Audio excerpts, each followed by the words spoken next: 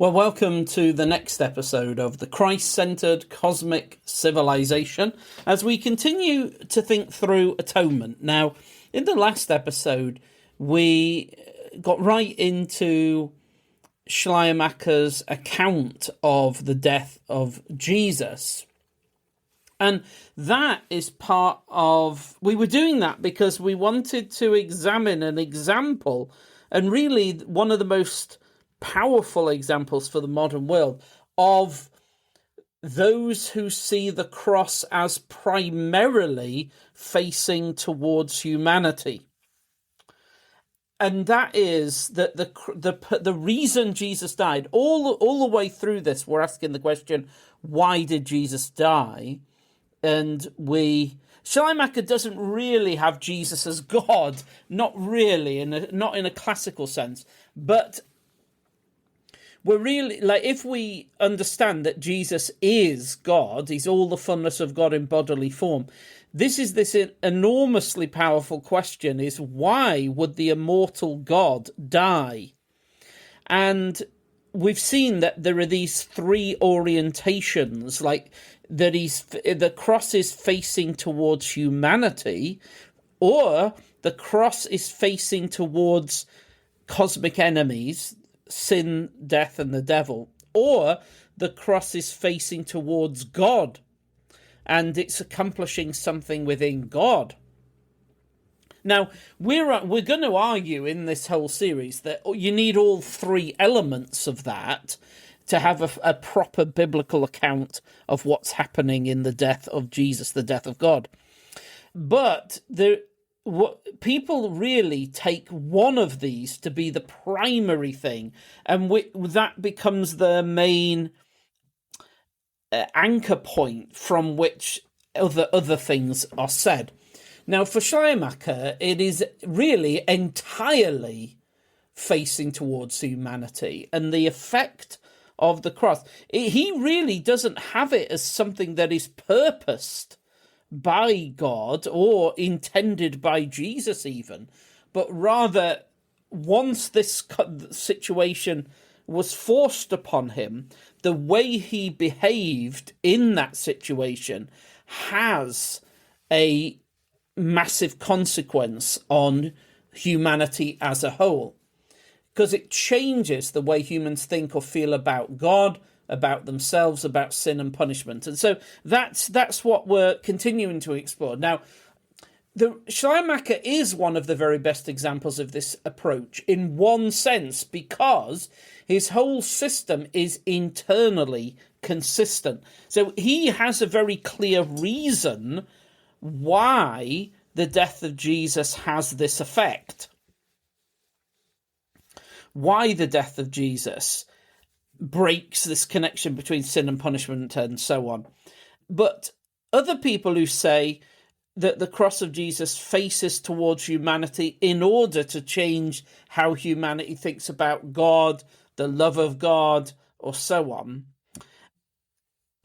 I find others are very rarely as clear and internally consistent as Schleiermacher. Let's just review Schleiermacher's way of doing this briefly. Remember, for Schleiermacher, the whole world system has been set up by God with its own natural laws.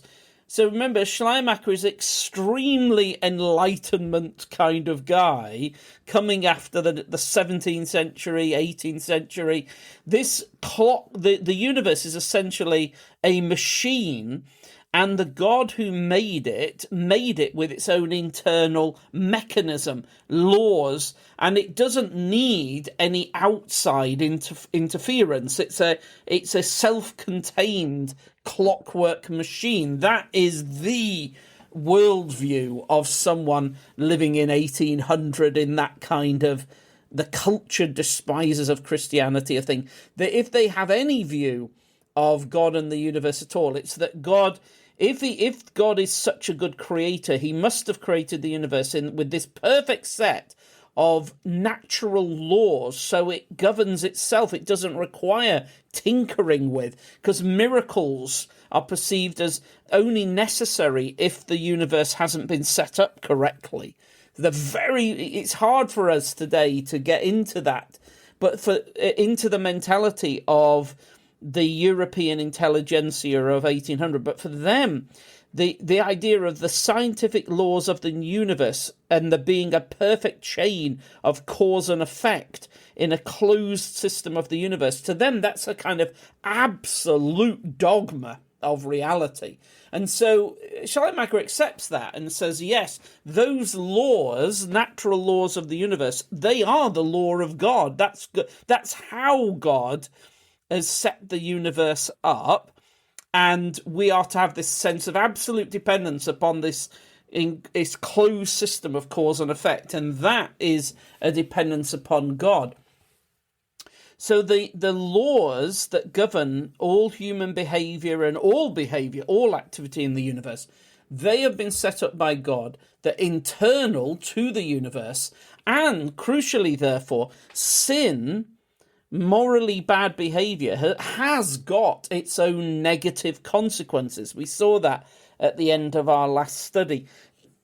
The living God has set the universe up in such a way that sinful behavior carries with it bad effects. That is how sin is kind of judged. So there is no need for an external judge to give judicial verdicts upon human behavior, because sinful human behavior already has bad consequences built into the nature of the universe. And then Schleiermacher, so he says that sin and evil they're defined as suffering caused by sin. Sin and evil are equal to each other and completely contained within the universe.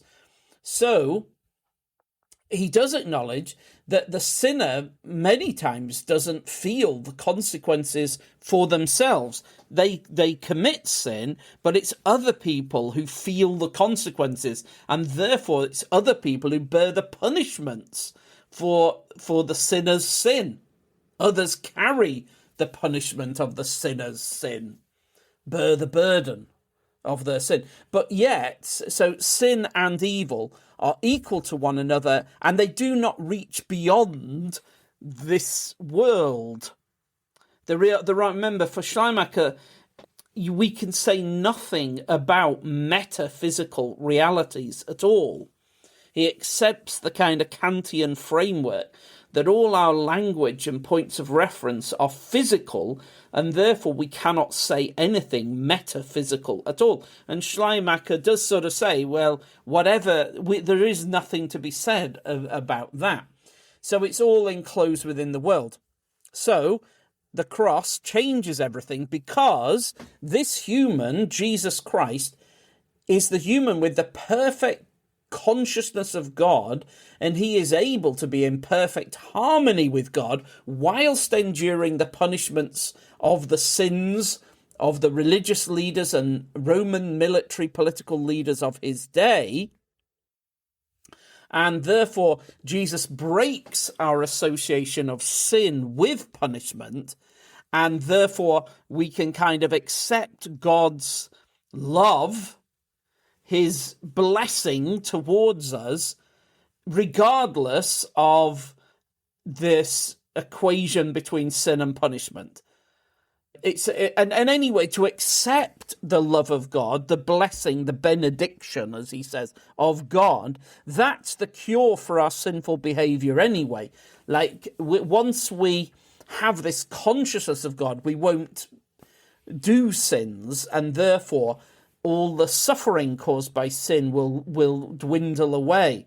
So he sees history really as an upward trend, and sinful behavior is getting less and less the more the impact of Christ's life, teaching and death are felt, and less sin, therefore less and less bad consequences and suffering caused by sin, and that's all good. That's him. Now, we obviously, I imagine anyone listening to this podcast would feel, well, that it is internally consistent, but it's not very it's impossible to reconcile with the Bible. And raises enormous questions about justice and all kinds of things.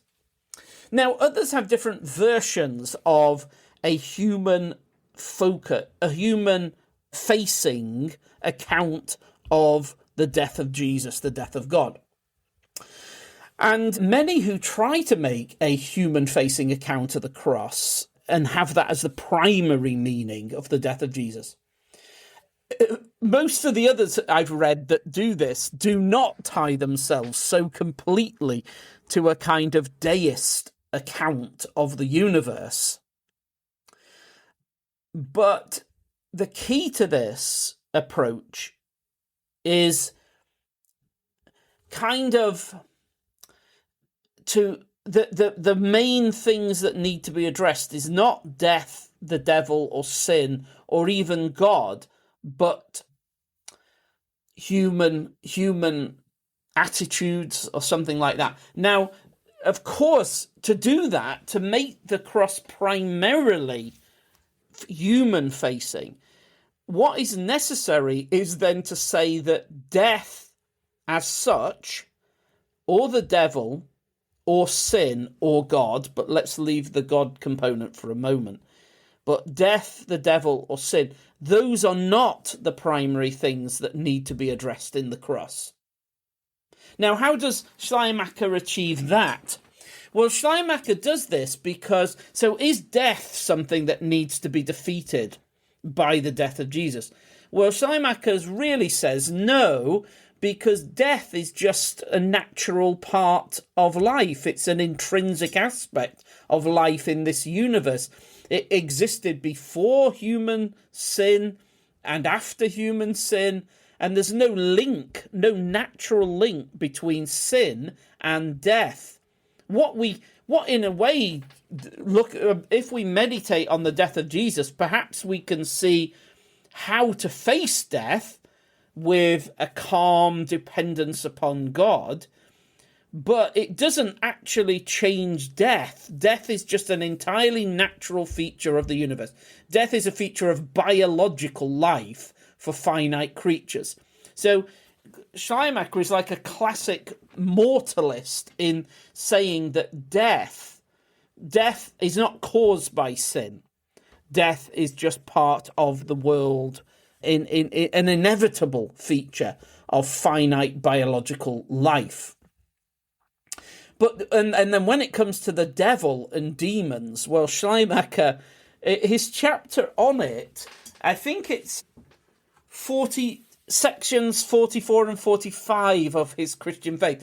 It is extraordinary, really, because the devil and demons are definitely a part of the Jesus story in the Gospels and so on, and in the Old Testament also the devil's present. So he kind of needs to get rid of that, because that's metaphysical kind of claims. So they're not real for Schleiermacher. He explains that the belief in demons and the devil and that sort of thing, when you analyze it, it has no place in the Christian system of thought at all. And he points out what he feels are logical problems with it. Like, for example, it's a stupid, like the devil is presented as hyper intelligent, and yet for him to attempt to overthrow God by doing whatever he does is a stupid thing to do, and no hyper intelligent being would behave in the way the devil does as portrayed in the Bible. So he says it obviously cannot be taken literally, even at face value. But he says what the devil and demons are really just part of the folk tales and superstitious beliefs at the time of Jesus. And so Jesus and the apostles kind of will use these concepts of the devil and demons and things, not because they're real, these things are real, but because they are a way of using ideas that were around at the time to enable people to grasp the battle of, the spiritual battle of turning away from sin and escaping sin to living with a proper God consciousness and so on. And he says we can refer to the devil and demons in a poetic way, but they have no substance in Christian faith or doctrine. So for Schleiermacher, then, the idea of cosmic enemies that need to be defeated, he gets rid of all that. And then Schleiermacher also can get rid of the idea of God being angry. He rejects that. Why does he? If you remember, he doesn't like the idea of God being angry because he doesn't think God has any emotions at all. Schleiermacher is very sort of philosophically comfortable with classical theism, that kind of account of God, which we've examined in earlier episodes, that it begins in Greek paganism, but there's a sort of syncretized version of it that has a long history in certain kinds of Christian thought. And Schleiermacher's comfortable with classical theism because that's a kind of abstract conception of God that isn't really connected with history or physicality or anything like that. And that concept of classical theism has a much greater power over Schleiermacher than the Bible itself. And so he's able to say, although the Bible uses a language about God's wrath and anger and so on, that is not literally true at all. So the cross doesn't need to face towards God at all, because God has just benevolence and doesn't have these kind of emotional reactions against sin or anything like that. There are no cosmic enemies for Schleiermacher, so the only thing that needs to be addressed is human attitudes about God and sin and things like that. Now, does the cross show us the love of God? In a way, Schleiermacher doesn't really directly say that, but others do. Others do. It's a common thing to say that if the cross is facing towards humanity as the primary focus, that what it is doing is the cross is showing us that God loves us. How does it do that? That's what I want us to try to unravel in this episode. How can the cross show the love of God? It's not straightforward. One account simply says it is God, like the world is a mess, it's unfair. Schleiermacher's happy with the idea that the world is kind of unfair because sin, the consequent, the suffering caused by sin is often, even mostly, felt by the victims of sin, not the sinner. So it's an unfair world. And then there's also what he calls accidental suffering. That's caused by disease and disasters and things like that. So it's an unfair world with all kinds of pain and suffering and injustice and so on. And one account simply says, God, we think of all that as God being angry with us, and this is punishment for our sin and so on. And Schleiermacher recognized that he felt we have to break that any connection between sin and punishment. And so that's what Jesus does on the cross.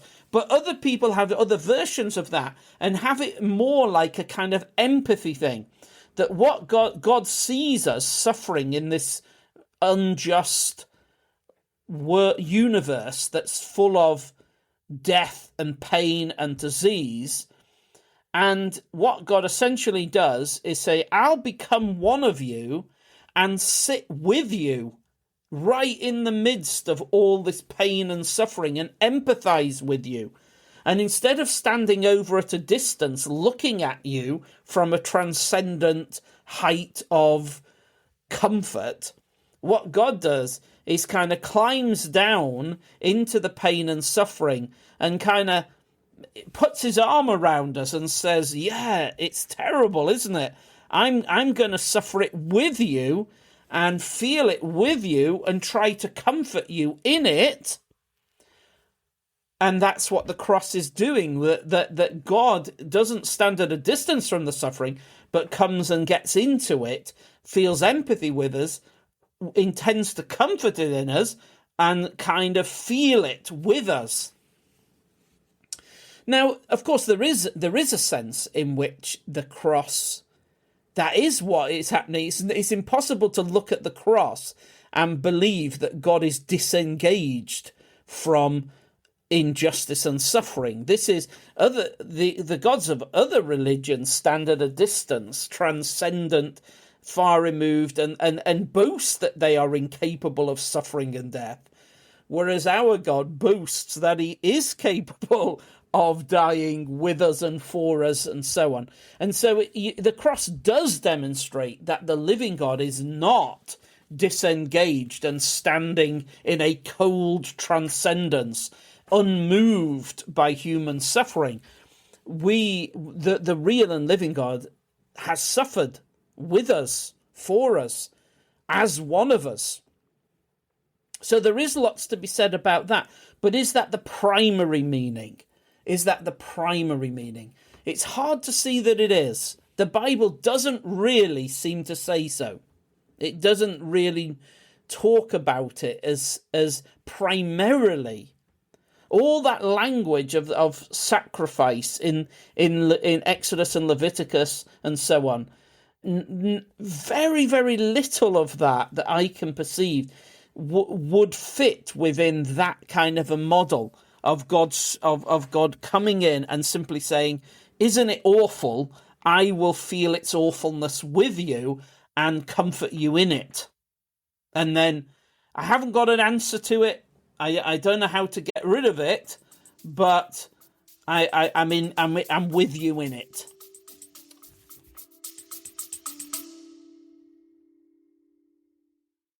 This podcast and all my work depends entirely on donations. It's only through your support that all this research and teaching can be free for so many. If you're in a position to help, please consider supporting the mission by giving to the Biblical Frameworks charity. Find out how at biblicalframeworks.com and look for the Give link. Thank you. Now, there's that, but also this idea that the cross is a display of God's love. The Bible says that it is, that God shows his love to us on the cross. That is clearly taught in the Bible. But how? How does the cross show the love of God according to the Bible? Merely coming to die, merely bleeding and dying, doesn't in and of itself show love. Like, we may have seen someone bleeding and then dying, seen an accident or violence committed and seen someone stabbed and bleeding and then dying. But seeing that does not make us think, look how much that person loves us because they are bleeding and dying. That bleeding and dying is tragic suffering. In and of itself, it doesn't show love at all. It just shows how awful the world is, or how the consequences of sin, and it shows that, but it doesn't show love in and of itself. A person dying is not an act of love or a demonstration of love. But Jesus says the greatest love is to lay down your life for somebody else. So if the bleeding and dying is for somebody, then that could be a demonstration of love. But even then, we need to know, what do we mean by dying for somebody? To lay down your life for somebody. Like, when a person loses their life to rescue others, or if a person risks their life to get people out of a dangerous situation, rescue workers, fire workers, lifeguards, things like that, we see in that great love and courage. We see that a person will put the lives of others ahead of their own. They may even step in front of somebody and take a fatal blow so that they can save the life of somebody. All of these things, there's many stories where these sort of things happen. And so if a person does that and bleeds and dies in order that other people do not die, to rescue them, that shows love, that shows courage. But if a person, say, simply goes into a dangerous situation and ends up being wounded and bleeds and dies, for no apparent reason, they just went into a dangerous situation foolishly, that doesn't show love. That shows no love at all. In fact, it might show a disregard for the safety of others who may have to deal with this situation that they've caused. Now, I remember about 25 years ago going to the cinema in Leicester Square in London, and I can't remember which film we'd gone to see, but what I do remember is before the main film, there was a short film that was kind of, I think, intended to be a critique of the Christian gospel.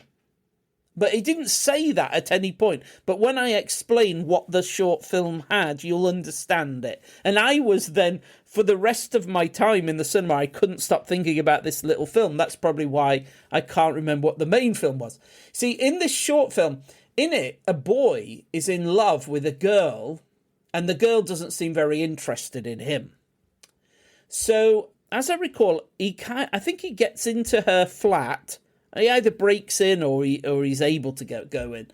And he he gets a variety of containers, and then in the bath, he cuts himself such that he's bleeding out, and he fills containers with his own blood, and he's sort of bleeding himself to death.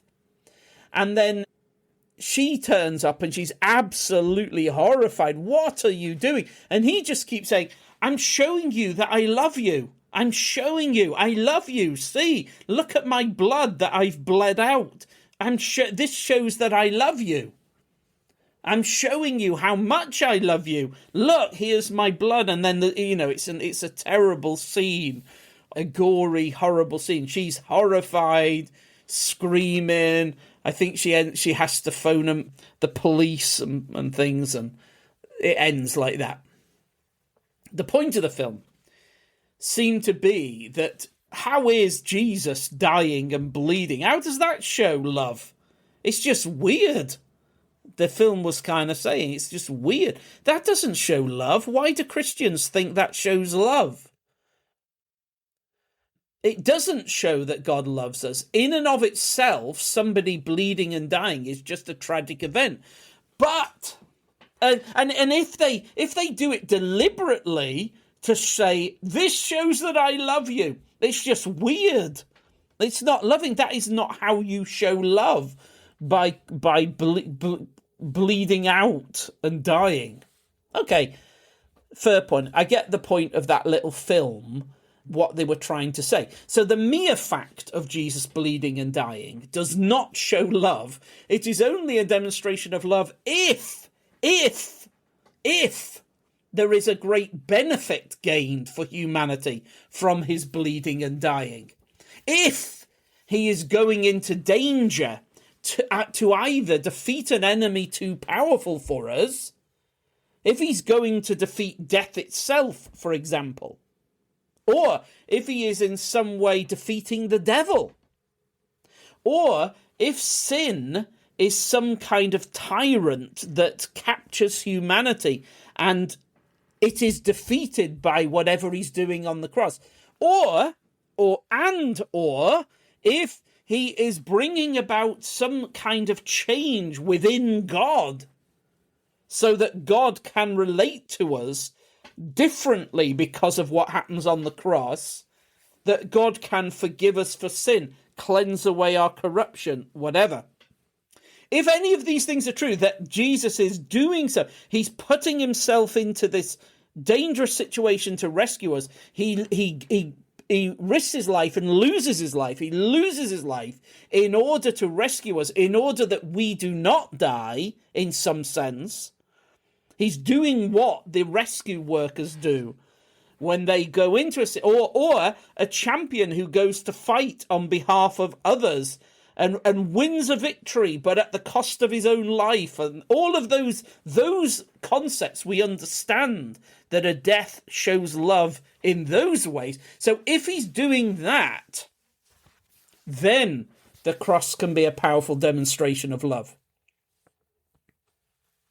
So how is the cross a demonstration of God's love? Such that,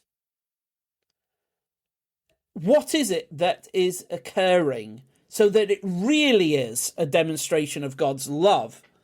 And then we can acknowledge that one aspect of what the cross is doing towards humanity is changing humanity, showing humanity that God loves us. What must be true about the cross if the cross is genuinely a demonstration of love rather than just something a bit weird? Well, that's what we'll get into next.